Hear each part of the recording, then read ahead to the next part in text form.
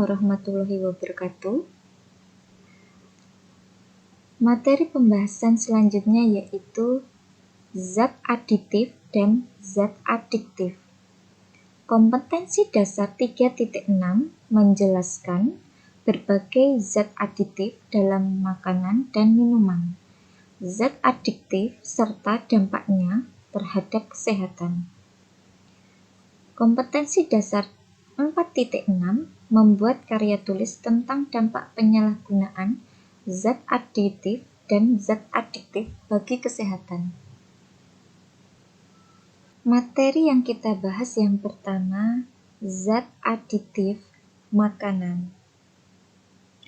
Sadar atau tidak, kita sering mengonsumsi makanan sehari-hari yang mengandung zat aditif, berbahaya bagi kesehatan. Zat aditif merupakan bahan kimia yang ditambahkan dalam pengolahan makanan, tetapi tidak menambah nilai gizi pada makanan. Zat aditif makanan hanya memperbaiki penampilan makanan, meningkatkan cita rasa dan menjaga makanan agar tidak mudah membusuk, namun tidak memperbaiki kualitas gizi makanan. Zat aditif ini yang ada bersifat alami maupun buatan atau sintetis. Zat aditif makanan umumnya berupa zat pewarna, zat pemanis, zat pengawet, dan zat penyedap. Yang pertama yaitu zat pewarna. Pemberian bahan pewarna bertujuan adalah untuk mempercantik tampilan makanan dan menggugah selera orang yang melihatnya. Ditinjau dari asalnya, pewarna makanan digolongkan menjadi pewarna alami dan pewarna sintetis. Pewarna alami merupakan zat pewarna yang diperoleh dari bahan-bahan alami, baik nabati, hewani, maupun mineral. Beberapa contoh zat pewarna alami sebagai berikut. Yang pertama, klorofil dari daun suji dan pandan untuk memberikan warna hijau. Yang kedua, kurkumin dari rimpang kunyit untuk memberikan warna kuning pada tahu dan nasi kuning. Yang ketiga, kapsantin dari cabai merah biasa digunakan pada kari maupun rendang. Yang keempat, beta karotin dari wortel untuk memberikan warna jingga. Yang kelima, antosianin, yaitu pigmen atau zat warna pada bunga. Antosianin dari bunga telang memberikan warna ungu, sedangkan antosianin pada bunga belimbing sayur memberikan warna merah. Yang kedua, pewarna sintesis. Pewarna sintesis merupakan zat pewarna yang dibuat oleh manusia dan mengandung bahan kimia buatan atau sintetis. Bahan pewarna buatan ada dua jenis. Jenis pertama adalah pewarna buatan yang dibuat dengan struktur kimia persis seperti bahan alami. Misalnya, beta karotin warna orange sampai kuning, santosantin warna merah, dan apokarotin warna orange. Jenis kedua adalah bahan pewarna yang dibuat khusus untuk menggantikan pewarna alami. Beberapa contoh bahan pewarna buatan yang digunakan masih diizinkan yaitu yang pertama, indigo karmin menghasilkan warna biru yang digunakan untuk gula-gula dan minuman ringan. Yang kedua, Eritrosin menghasilkan warna merah yang digunakan untuk es krim dan jeli. Yang ketiga, tartarasin menghasilkan warna kuning yang digunakan untuk es krim, yogurt, dan jeli. Meskipun masih diizinkan mengonsumsi makanan yang menggunakan bahan pewarna di atas, tidak boleh terlalu sering. Untuk perbedaan pewarna alami dan buatan, untuk pewarna alami, yang pertama, aman dikonsumsi. Yang kedua, kadang-kadang memberi rasa dan aroma yang agak mengganggu. Yang ketiga, warna yang dihasilkan mudah berubah oleh pengaruh tingkat keasaman atau pH tertentu. Keanekaragaman warnanya terbatas. Diperlukan bahan dalam jumlah banyak untuk menghasilkan warna yang bagus. Nah, untuk pewarna buatan sendiri, kadang-kadang memiliki efek negatif tertentu. Yang kedua, biasanya tidak menghasilkan rasa dan aroma yang mengganggu. Yang ketiga, kestabilan warna lebih tinggi dan tahan lama. Yang keempat, warnanya yang dihasilkan lebih beraneka ragam. Yang terakhir, praktis dan ekonomis. Zat aditif makanan selanjutnya yaitu zat pemanis. Bahan pemanis adalah bahan kimia yang ditambahkan pada makanan dan minuman yang berfungsi untuk memberikan rasa manis. Pemanis alami berupa gula terdapat pada tebu atau sukrosa, susu atau laktosa, dan buah-buahan atau fruktosa. Akan tetapi, gula alami tersebut mengandung kalori yang pada beberapa orang dapat menyebabkan kegemukan, kerusakan gigi, dan penyakit diabetes. Maka dari itu, diperkenalkan pemanis sintetis atau pemanis buatan yang rendah kalori tetapi memiliki tingkat kemanisan yang jauh lebih tinggi daripada gula. Contoh pemanis sintetis adalah sakarin yang 500 kali lebih manis daripada gula. Yang kedua, siklamat atau 30-50 kali. Lalu aspartam 160 kali. Lalu kalium asesulfam 200 kali dan sorbitol. Perbedaan pemanis buatan dan alami sebagai berikut. Perbedaan pemanis alami yang pertama, aman dikonsumsi, tingkat kemanisannya normal, terurai pada suhu tinggi, dan memiliki kalori tinggi, tetapi harganya mahal. Untuk pemanis buatan, beberapa jenis bersifat karsinogenik atau menyebabkan kanker. Lalu tingkat kemanisan puluhan bahkan ratusan kali rasa manis. Stabil pada suhu tinggi, memiliki kalori rendah, dan harganya murah. Zat aditif makanan selanjutnya yaitu zat pengawet. Zat pengawet atau bahan pengawet adalah bahan kimia yang dapat mencegah atau menghambat proses pembusukan, pengasaman atau peruraian lain terhadap bahan makanan yang disebabkan oleh mikroorganisme sehingga makanan tidak mudah rusak atau menjadi busuk. Zat makanan perlu diawetkan agar tidak membusuk dan mengalami perubahan kimia atau berubah warna, rasa, dan bau. Secara alami, pengawetan makanan bisa dilakukan dengan berbagai cara, yaitu pengeringan, pengasaman, pengasinan, pemanisan, pembekuan, dan pengalengan.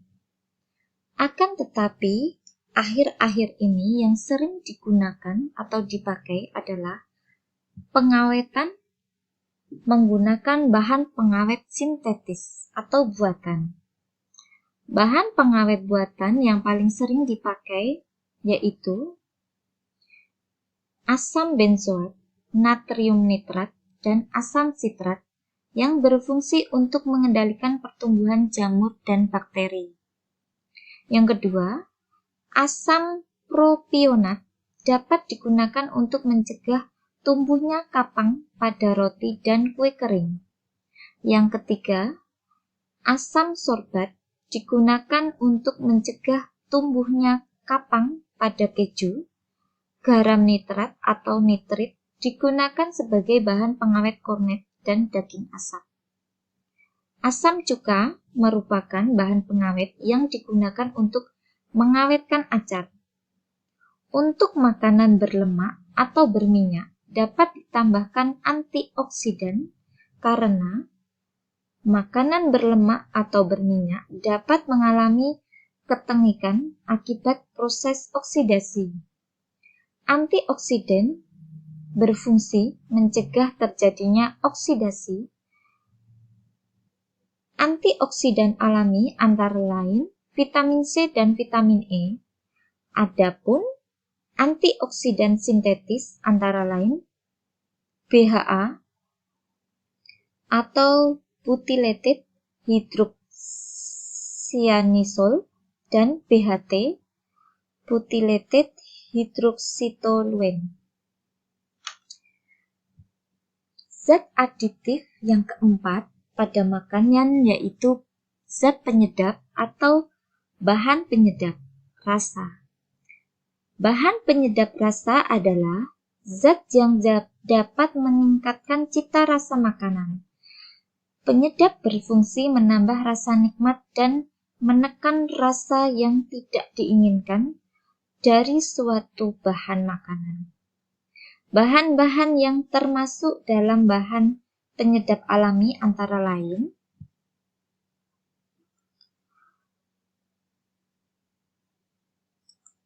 garam dan rempah-rempah seperti bawang putih, bawang bombay, pala, merica, serai, pandan, asam jawa, daun salam, kayu manis, vanili, dan daun pandan. Penyedap sintesis pada dasarnya merupakan tiruan dari yang terdapat di alam. Karena kebutuhan penyedap alami jauh melebihi dari yang tersedia, dibuatlah tiruannya. Penyedap sintesis yang sangat populer di masyarakat adalah vetsin atau MSG atau monosodium glutamat. MSG tidak terlalu berbahaya asalkan pemakaiannya dibatasi 50 mg per kilo berat badan per hari. Mengonsumsi makanan yang mengandung MSG secara terus-menerus dan berlebihan dapat menyebabkan sindrom restoran Cina yang ditandai dengan pusing kepala, sakit pada persendian terutama leher dan punggung, sesak nafas, dan cepat lelah. Beberapa contoh bahan penyedap buatan yang lain yaitu asam guanilat dan asam inosinat. Ada juga zat penyedap atau cita rasa dan aroma yang biasa ditambahkan ke dalam minuman ringan, permen, sirup, dan minuman suplemen untuk meniru rasa buah-buahan. Contohnya yang pertama, amil valerat mempunyai rasa dan bau seperti buah apel. Yang kedua, isomil asetat dan amil asetat merupakan rasa dan bau seperti buah pisang.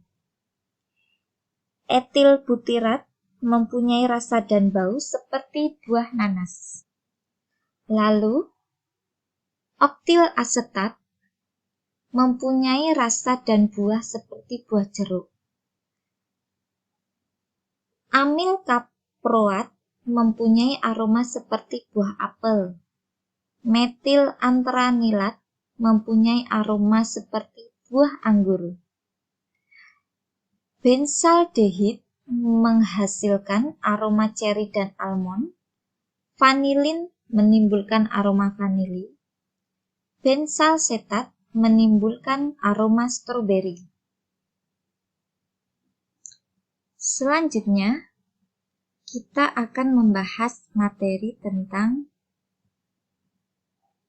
penyalahgunaan penggunaan zat aditif makanan. Yang pertama, penggunaan bahan pewarna tekstil pada makanan.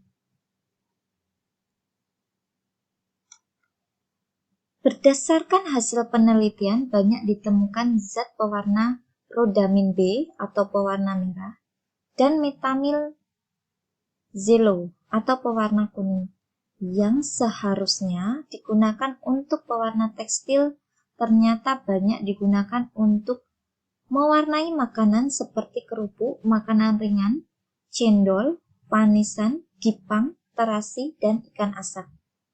Makanan yang diberi zat pewarna ini biasanya berwarna lebih terang dan memiliki rasa agak pahit. Kelebihan dosis rhodamin B dan metanil zelo bisa menyebabkan kanker, keracunan, iritasi, paru-paru, mata, tenggorokan, hidung, dan usus. Yang kedua, penggunaan bahan pengawet borak dan formalin.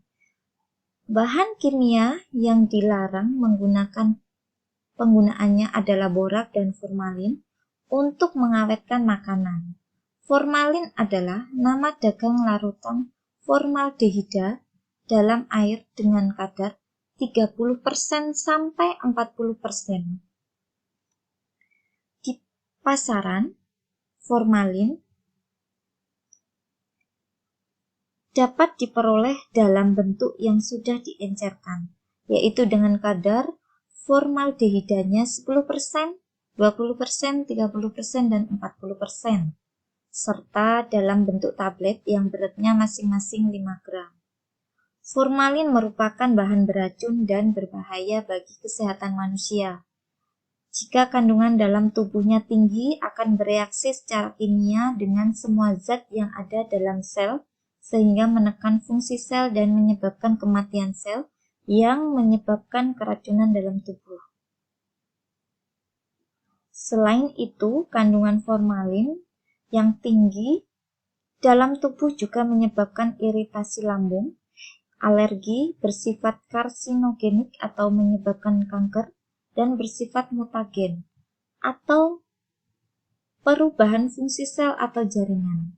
Serta orang yang mengonsumsinya akan muntah, diare bercampur darah, kencing bercampur darah, dan kematian yang disebabkan adanya kegagalan peredaran darah. Formalin bila menguap di udara berupa gas yang tidak berwarna, bau yang tajam menyesakkan, sehingga merangsang hidung, tenggorokan, dan mata.